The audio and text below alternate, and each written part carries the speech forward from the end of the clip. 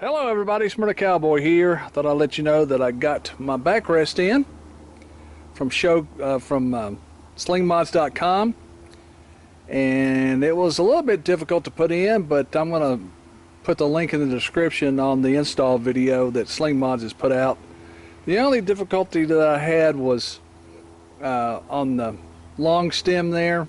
It wouldn't fit over the bolts, so I had to take a Dremel tool and trim some of that paint and stuff off the metal. But besides that, it was a fairly good install.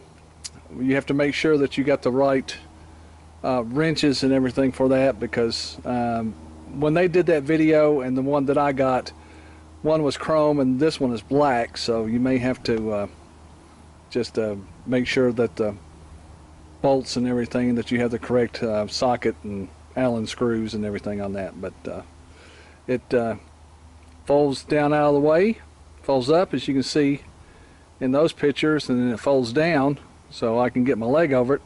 I'll probably do a test ride tomorrow, and then I will attempt the second time to call Mr. Bolick to get an update on his condition.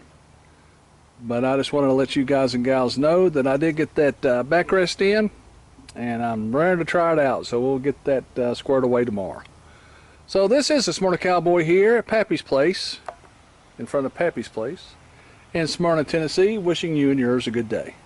And until next time, adios.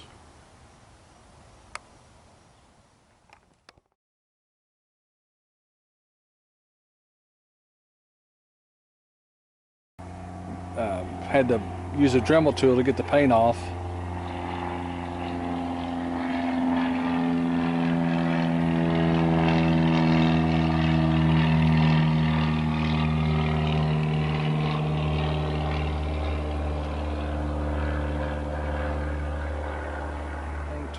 The hardware, I had to use a Dremel tool to knock some of the paint off because it wouldn't slide down on the bolts itself. Dadgummit!